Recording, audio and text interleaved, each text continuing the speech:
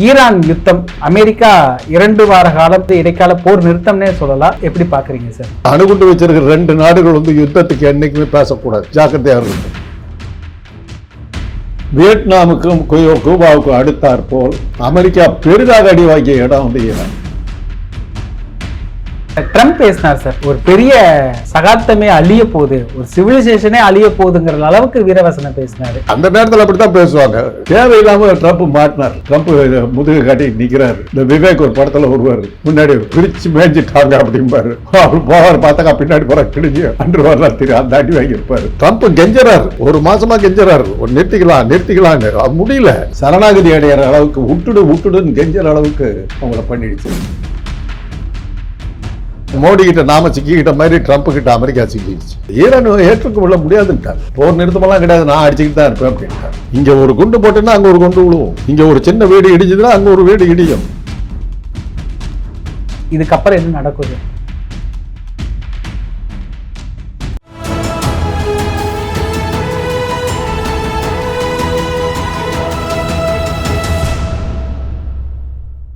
தமிழரம் நேயர்களுக்கு வணக்கம். இன்று நம்மிடையே மூத்த அரசியல் விமர்சகர் திரு டாக்டர் காந்தராஜ் அவர்கள் இணைந்துள்ளார்.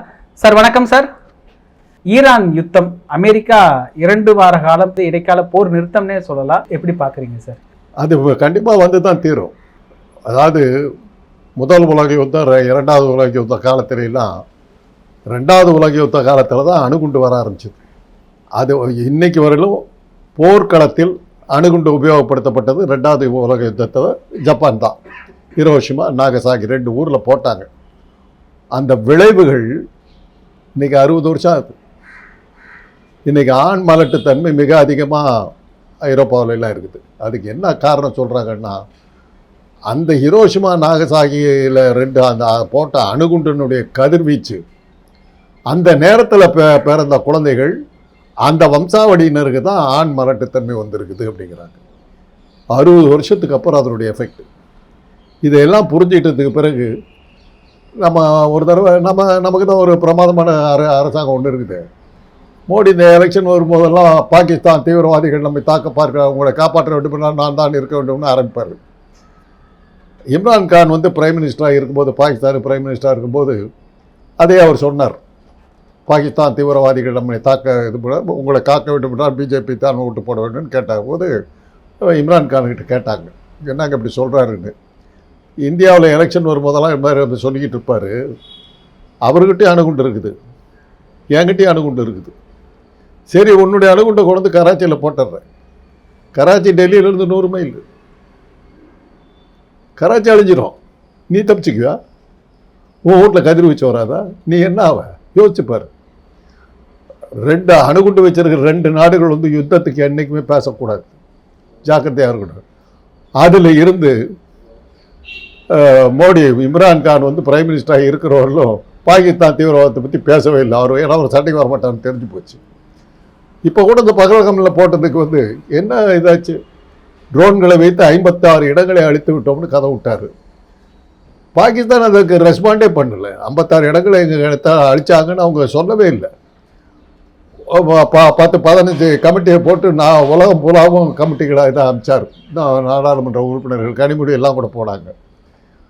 அந்த போன நாடுகளில் எல்லாம் என்ன ஆச்சுன்னா, பாகிஸ்தானுக்கு ஆதரவாக தான் அவங்கெல்லாம் நின்றாங்களே ஒழி, இந்தியாவுக்கு ஆதரவாக இருக்கலை.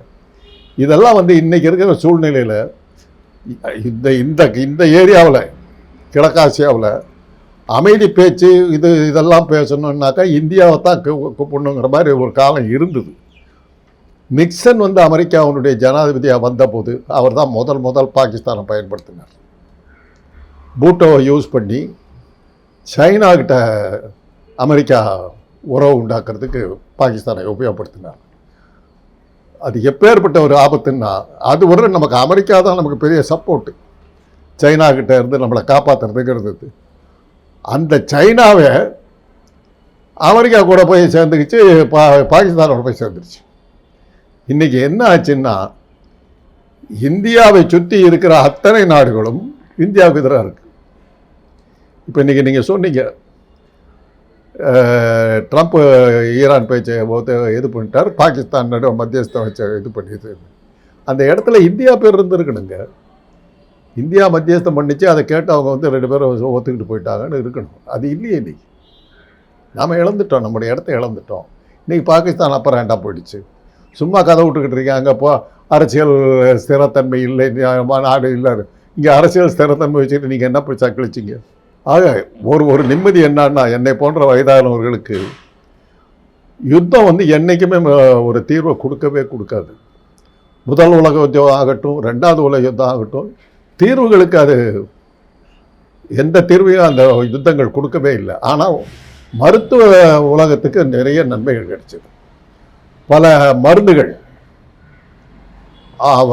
மனிதர்களுக்கு பயன்படுத்த முடியுமாங்கிறதுக்கு வந்து 2 உலக யுத்தமும் பயன்பட்டுச்சு. அதில் தான் அந்த ஆன்டிபயோட்டிக் இதில் போடுற பல விஞ்ஞான அந்த மருத்துவத்துறை பெருசாக வளர்ந்தது காரணம் இந்த 2 உலக யுத்தம்.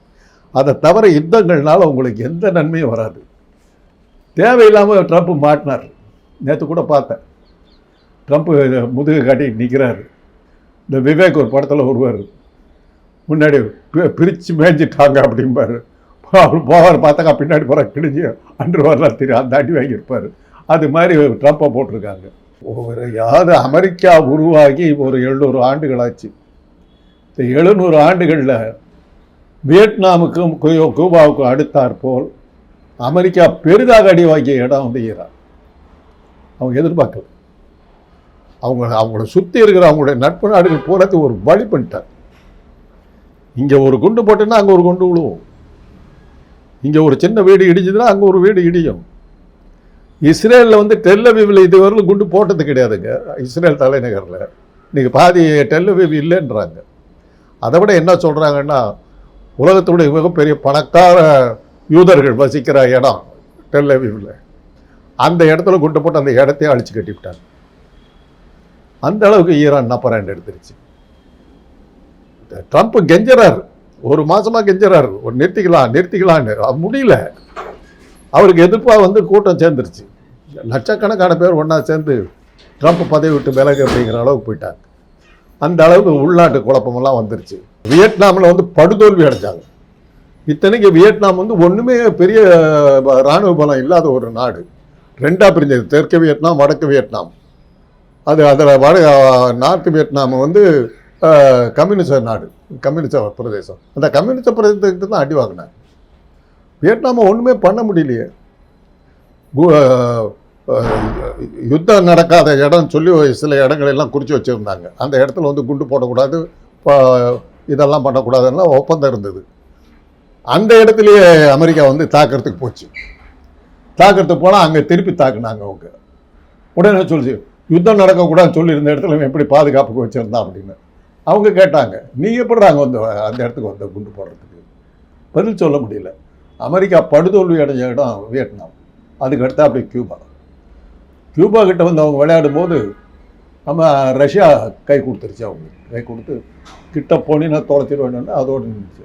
அதுக்கு அடுத்தா அப்படி அவங்களுக்கு ஏற்பட்ட மிகப்பெரிய தோல்வி, சரணாகதி அடைகிற அளவுக்கு விட்டுடுன்னு கெஞ்சுற அளவுக்கு அவங்கள பண்ணிடுச்சு.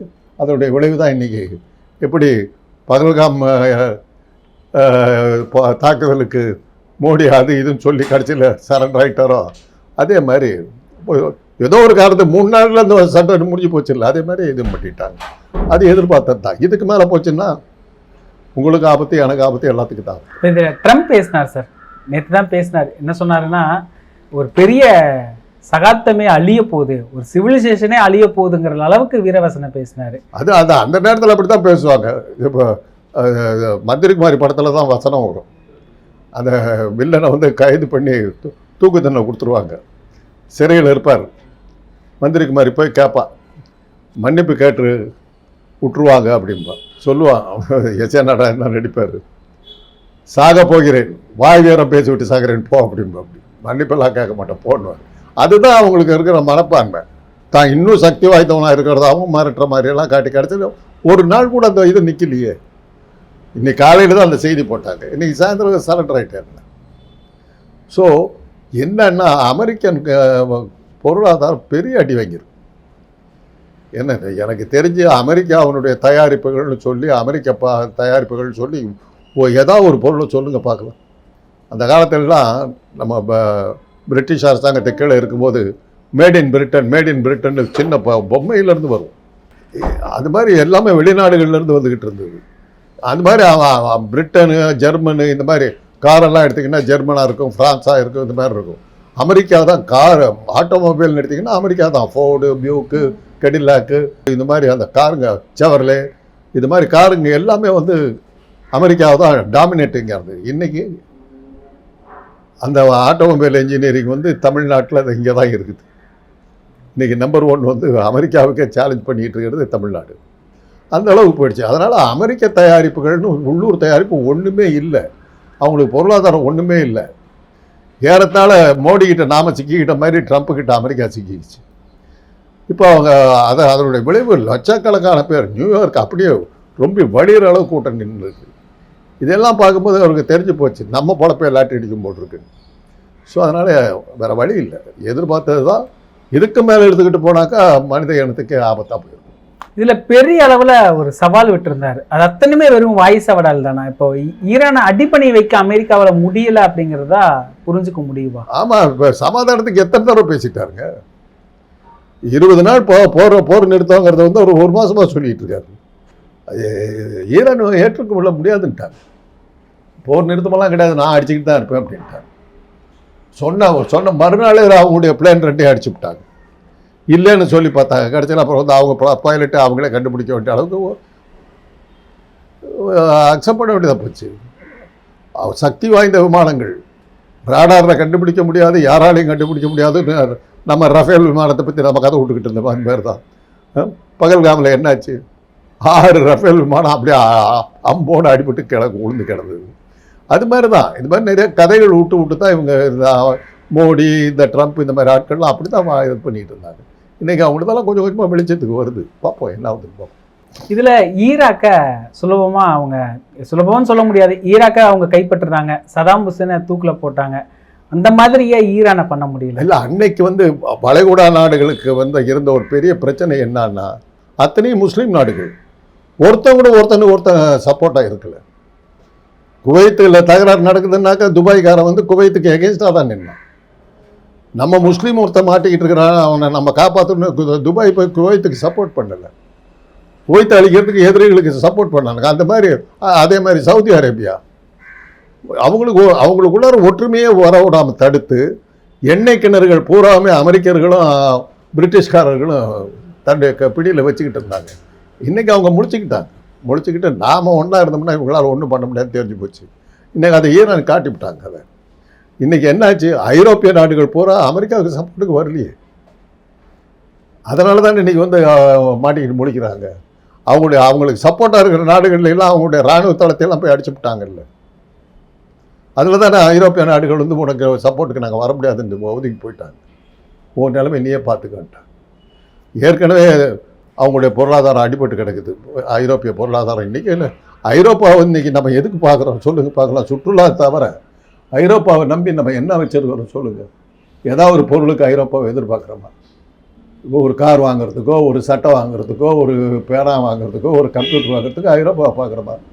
கம்ப்யூட்டர்லாம் வேணும்னாக்கா ஜப்பானுக்கு போகிறோம், சைனாவுக்கு போகிறோம், ஐரோப்பாவுக்கு போகிறது இல்லையே. நீங்கள் ஐடி இண்டஸ்ட்ரியெல்லாம் இப்போ இந்த பக்கம் தான் இருக்குது, இவங்ககிட்ட இல்லையே. எந்த ஐரோப்பிய நாடு வந்து ஐடி இண்டஸ்ட்ரியில் பெருசாக இருக்குது? ஸோ அவங்க உளுந்துட்டாங்க. ஐரோப்பா உளுந்துருச்சு. இன்றைக்கி கிழக்காட்சிய நாடுகளும் மத்திய ஆட்சிய நாடுகளும் தான் இன்றைக்கி பெருசாக இருக்குது. இந்த மாதிரி ஒரு சூழ்நிலையில் அவங்களால ரொம்ப நேரம் போகிற தாங்க முடியாது. அதனால் விளைவு தான். ப்ராக்டிக்கலாக திங்க் பண்ணாங்க, இனி ஒன்றும் நடக்காது. இப்படியே இன்னும் விட்டுருந்தாருன்னா ஏறத்தாழ அவர் மேலே நம்பிக்கையில்லா தீர்மானம்லாம் கொண்டுட்டாங்க அமெரிக்காவில். இன்னும் பெரிய ரத்த புரட்சியை நடந்திருக்கல. ஆனால் இது ஒரு இடைக்கால போர் நிறுத்தம் தான். இது வந்து நிரந்தர போர் நிறுத்தம் அப்படின்னு சொல்ல முடியாது. இப்போ பாகிஸ்தான் இடையில மத்தியஸ்தம் பண்ணதை 2 நாடுகளுமே சொல்றாங்க, பாகிஸ்தான் தான் இடையில இருந்து பேசினாங்க அப்படின்னு. இப்போ என்ன பிரச்சனை அப்படின்னா, ஏற்கனவே ஈரான் ஓமான் கூட அந்த பேச்சுவார்த்தை நடந்துச்சு. போர் தொடங்குறதுக்கு முன்னாடி பேச்சுவார்த்தை நடக்க ட்ரம்ப் தாக்குதல் நடத்தினாரு. இந்த இடத்துல இந்த இடைக்கால போர் நிறுத்தத்தை நம்ப முடியுமா அமெரிக்கா? வேற வழி இல்லைங்க. இடைக்கால போர் நிறுத்தம் தான். இப்போ வந்து செகண்ட் வேர்ல்டு வாருக்கு அப்புறம் உலகத்தில் யுத்தமே நடக்காதுன்னு நினைச்சோம். அதுக்கப்புறம் எத்தனை யுத்தங்கள், சின்ன சின்ன யுத்தங்கள் நடந்துக்கிட்டே தானே இருக்குது. காசோகி போன்ற ஆயுத உற்பத்தியாளர்கள் தானே உலகத்தை ஆண்டுக்கிட்டு இருந்தாங்க. அவங்க வச்சது தானே சட்டமாக இருந்தது. காசோகியெல்லாம் ஆயுதத்தை தயாரி பண்ணி எல்லா நாடுகளுக்கு மத்தியில் சண்டைகளை உருவாக்கி ஆயுதங்களை விற்று தான் அவங்களாம் பெருசாக வந்தாங்க. எலான் மஸ்க் எல்லாரும் அதுமாரி வந்தவங்க தானே. இன்றைக்கி அது முடியாது. ஏன்னா இன்றைக்கி இவன் வீட்லேயே உழுது குண்டு. இவன் நினச்சிக்கிட்டு இருந்தால் அமெரிக்காவில் இருக்கிறோம் நம்ம அந்த கடலுக்கு அந்த பக்கம் இருக்கிறோம் அவ்வளோ தூரம் வந்து அடிக்க முடியாதுன்னு. அப்படி தான் அமெரிக்கா வந்து செகண்ட் வேர்ல்டு வாரில் நினச்சிது தன்னை அடிக்கிறதுக்கு யாரும் இல்லைன்னு. ஹவாயில் பூந்து ஜப்பான் விட்டு வாங்கிட்டு போயிட்டான்ல பேர்ல் ஹார்பரில். அப்புறம் தான் தெரிஞ்சு நாமளும் ஒன்று பாதுகாப்பாக இல்லைன்னு. அதுக்கப்புறம் அந்த ட்வின் டவர்லாம் இடிஞ்சு விழுந்தபோது உள்ளூர்லேயே ஆபத்தான ஆட்கள்லாம் இருக்காங்க, நம்ம அதுவே தெரியலங்கிறத தெரிஞ்சு போச்சு. அமெரிக்கா அண்டர் அட்டாக்குன்னு தானே போட்டாங்க. அந்த 100 மாடி கட்டடமெல்லாம் இடிஞ்சு தூளாக விழுந்த போது, பென்டகன்லாம் விழுந்த போது உள்ளுக்குள்ளார நடந்து அவங்களுக்கு தெரியலையே. ஆக அதனால் எல்லாத்துக்கும் நல்லா தெரியுது. இப்போ யுத்தத்தை வயலன்ஸ் பிகட்ஸ் வயலன்ஸ், வன்முறைக்கு தான் வித்துடு, சமாதானத்துக்கு வித்துடாது. இறங்கி போகிறது தவிர வழி இல்லை. இதில் வந்து கௌரவம் பார்க்கறது அர்த்தம் இல்லை. அதை வந்து ட்ரம்ப் புரிஞ்சுக்கிட்டார். இதில் பாகிஸ்தான் எப்படி உள்ளே வந்தது சார்? ஒரு முஸ்லீம் நாடு வந்தால் தான் அவங்க ஈரான் ஒத்துக்கிட்டு போவாங்கன்னு தெரிஞ்சு போச்சு, ஒத்துக்கிட்டாங்க. அவ்வளோதான். அதாவது அமெரிக்கா பாகிஸ்தான் வழியா பேச்சுவார்த்தை நடத்தினது. அப்படி அவங்களுக்கு எப்பவுமே பாகிஸ்தான் தான் அமெரிக்காவை வந்து காப்பாற்றிருக்கு. நிக்சனை வந்து சைனாவுக்கு அறிமுகப்படுத்தினது பாகிஸ்தான் தான். அதே தான் இன்னைக்கு சைனா வந்து அவங்களுக்கு சப்போர்ட்டாக இருக்கிறதுனால தானே அமெரிக்கா கொஞ்சமாக அது பொருளாதாரத்தை சமாளிச்சுக்கிட்டு இருக்குது. இல்லாட்டி சுத்தமாக ஒழிஞ்சு போயிருக்குல்ல. ஸோ அதனால் பாகிஸ்தான் அவங்க தான் நம்பிக்கிட்டு இருக்கிறாங்க. நம்ம பொறுத்தவரையில் நம்மளை சுற்றி இருக்கிற அத்தனை நாடுகளும் நமக்கு விரோதியாக இருக்குது. இலங்கை, பர்மா, பங்களாதேஷ், நேபாள். யார் நமக்கு ஃப்ரெண்டு சொல்லுங்க பார்க்கலாம்? பாகிஸ்தான். யார் நமக்கு ஃப்ரெண்டு? இந்தியாவை சுற்றி இருக்கிற அத்தனை நாடுகளும் விரோதி நாடுகள் தான். எல்லையில் பிரச்சனைன்னு நான் பிறந்த நாள்லேருந்து சொல்லிட்டு இருக்கேன். எனக்கு 80 வயசு ஆகிடுச்சு. என்றைக்கு தான் எல்லையில் வந்து சமாதானம் ஆகுது? காஷ்மீர் பிரச்சனை நான் தலைமுறையாக நடந்துட்டு. அதனால் இன்னைக்கு வந்து யுத்தம் ஒரு முடிவு இல்லை. ட்ரம்ப் தேவையில்லாமல் உள்ள மிரட்டி தன்னுடைய சக்தியை சரியாக கணக்கு போடாமல் ஈரானை தவறுதலான கணக்கு போட்டார். பலவீனமான நாடு நம்ம அடிச்சிடலாம், ஈராக் அடிக்கிற மாதிரி. ஈராக்கு காலத்தில் வந்து வளைகுடா நாடுகள் ஒற்றுமையாக இல்லை. அதனால தான் சதாம் ஹுசேன் அவ்வளோ சாதாரணமாக ஒழிச்சு கட்டினாங்க. இன்றைக்கி அது இல்லையே. இன்றைக்கி ஈரான் மேலே அடிக்கும்போது அத்தனை முஸ்லீம் நாடுகளும் வந்துட்டாங்கல்ல. துபாய் அவர்கிட்ட போய் பேசுனாங்க. துபாய் மேலே போட்டு ஒழிச்சு கட்டிவிட்டாங்களே. நீங்கள் துபாய் இல்லையே. இன்றைக்கி சுற்றுலாத்துறையை நம்பி இருந்த ஊர் இல்லை. அது ஏர்போர்ட்டையும் ஒழிச்சுவிட்டாங்களே. அப்புறம் என்ன எப்படி துபாய் என்ன ஆகும்? அப்படி இதெல்லாம் இருக்கும்போது அது இந்த யுத்தம் ரொம்ப நாள் நடக்காதுன்றது எங்களை போன்ற சீனியர்கள்லாம் யோசித்தோம். பட்டு இந்த இதை ட்ரம்ப் மாதிரி ஒரு முரட்டு பிடிவாதம் உள்ள ஆசாமிகளுக்கு எப்போ புத்தி வருங்கிறது நமக்கு கண்டுபிடிக்க முடியல. வந்துருச்சு, சீக்கிரமாகவே வந்துருச்சு, பரவாயில்ல. கிட்டத்தட்ட 40 நாட்கள் தொடர்ந்து போர். இது ஒரு இடைக்கால போர் நிறுத்தம். இன்னும் ஒப்பந்தம் எதுவும் முடிவாகலை, நிபந்தனைகள் எதுவும் முடிவாகலை, எந்த கையெழுத்து எதுவுமே இல்லை. 2 தரப்புலையும் இடைக்கால போர் நிறுத்தம். இதுக்கப்புறம் என்ன நடக்குது? இப்போ பாகிஸ்தானுக்கு பகல்காம் யுத்தத்துக்கு பிறகு நமக்கு பாகிஸ்தான் மத்தியில் ஏதாவது ஒப்பந்தம் போட்டோமா? 2 பேரும் நிறுத்திக்கிட்டோம். நல்லா தெரிஞ்சு போச்சு, அடி வாங்கிட்டோன்னு பேசாமல் வந்துட்டோம். அடிச்சரியா வந்துச்சரியா பார்த்தரேன்னு போனோம், விட்டா ஒரு உதை ஓடிட்டான். அதே மாதிரி நாம் ஒரு உதை விட்டோம், ஓடி போயிட்டான். அது தெரிஞ்சு போச்சு. இதுவரையில் நம்முடைய சக்தி என்னான்னு தெரியாமல் நாம் பாட்டுக்கு உதாரணம் விட்டுக்கிட்டு இருந்தோம். இப்போ ரோட் ரோலர் வருதுங்க, அது என்ன ஒரு ஒரு பாறை கல்லில் செஞ்ச சக்கரத்தை வச்சுக்கிட்டு உரிச்சிக்கிட்டு ஒன்று வருது. அது நம்மளை என்ன பண்ணிட்டுன்னு நினச்சிக்கிட்டு ஆடி போய் அந்த சக்கரத்தில் போய் ஓங்கி முட்டுச்சான். என்ன இருக்கும் ஆடு? அது மாதிரி தான் இந்த நாடுகள்லாம் ரோட் ரோலர் மாதிரி வந்துக்கிட்டு இருக்குது. நீங்கள் ஜாக்கிரதையாக இருக்குது. மோதலாமா கூடாதாங்கிறது உங்களுக்கு தான் தெரியணும். உங்கள் சக்தி என்னங்கிறத புரிஞ்சுக்கணும். பகல்காமில் நல்ல அடி வாங்கணும், நல்ல சமத்தையான அடி. அதுக்கப்புறம் தான் அந்த பகல்காம் அது வந்து சரியாக வரலங்கிறதுனால தான் டெல்லியிலேயே ஒரு தடவை கூட்டு போட்டு எலெக்ஷனுக்கு முன்னாடி மோடி இன்னொரு ஷோ நடத்த வேண்டியதாக போச்சு. வீட்டுக்கு பக்கத்தில் ஒரு குண்டை போட்டுக்கிட்டாரு. இந்த போர் நிறுத்தம் நிரந்தரம் தான். நிரந்தரம்னு சொல்ல முடியாது. இப்போதைக்கு இந்த போர் நிறுத்தம் போச்சு. இன்னொரு இடத்துல எங்கேயாவது வரும். உலகம் அமைதியாக இருக்கிறதுக்கு வழியே கிடையாது. அமைதியாக இருந்ததுன்னா உலகம் இயங்கலைன்னு அர்த்தம். உலகளாவிய அரசியல் குறித்து பல தகவல்களை பகிர்ந்து கொண்டதுக்கு நன்றிங்க சார். இதே போன்று நிகழ்கால அரசியலின் சாரம்சங்களை அரசியல் ஆளுமைகளின் நேர்காணல் வழியே தொடர்ந்து காண தமிழ் நிறம் வலையொலியை சப்ஸ்கிரைப் செய்யுங்கள். தங்களின் மேலான கருத்துக்களை கருத்துளை பெட்டியில் பதிவிடுங்கள். நன்றி, வணக்கம்.